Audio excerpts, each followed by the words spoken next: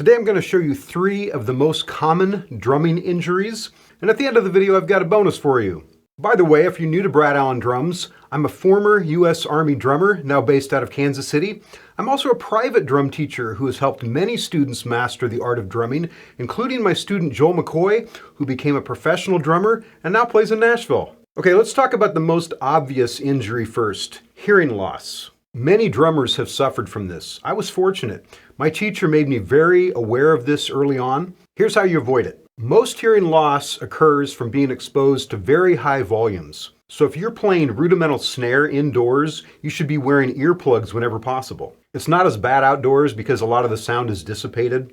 It's not as bad as playing on a marching drum indoors. Playing in a band can also damage your hearing, but it really depends on the kind of music that you play.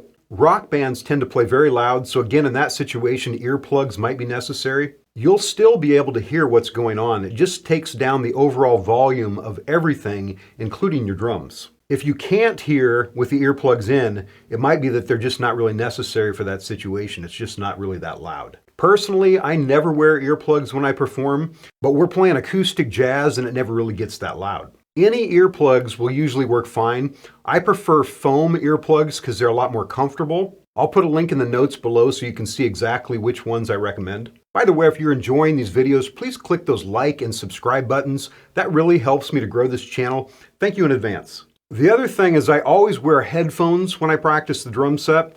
It's important to get some that actually enclose your ears. This protects your ears by reducing the volume of the drums. It also makes it easier to hear a metronome or recordings that you want to practice with. You don't need expensive headphones, but you do need some that actually enclose your ears. I'll put a link in the notes below so you can see the ones that I actually use. You could also just buy a pair of safety ear muffs. They sell this product to wear when you mow the lawn or any other type of industrial work. These are very inexpensive and they can be bought at any local hardware store. Wear some earbuds underneath these so that you can hear the metronome or the recordings that you want to practice with, and then you're all set. The second common injury is tendonitis in your hand or your wrists. This is mostly caused from 2 things. It's first of all caused from not warming up. You should always warm up when you practice or perform, and this can be done in various ways.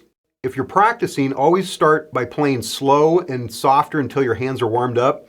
You can then gradually increase your speed. If you're performing with a band, warm up on a pad before the performance if possible. And if possible, the band should also play something fairly simple and medium tempo so you can all warm up together. The other thing that causes injury to your hands and wrists is inefficient stick technique. You should keep your hands as relaxed as possible at all times. You want the stick to do most of the work. It's important to learn to hold the sticks correctly with a good balance point, and you want to learn to bounce the stick off the cymbals or the head. I have quite a few videos on the channel about stick technique. I also have a whole course designed to help you master stick controls quickly in just 30 minutes a day.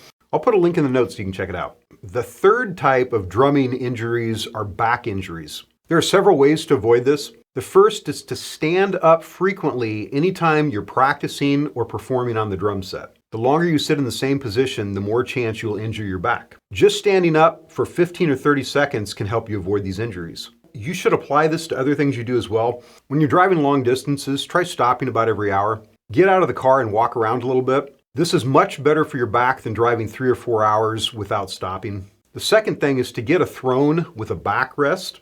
You need one with leg cutouts like a bicycle seat. I've been using this one here, made by Gibraltar, for over 20 years. They're not cheap, but they basically last forever. I'll put a link in the notes below so you can check out the one that I use personally. Okay, so those tips are for avoiding lower back issues. Several years ago, I started having problems with my upper back.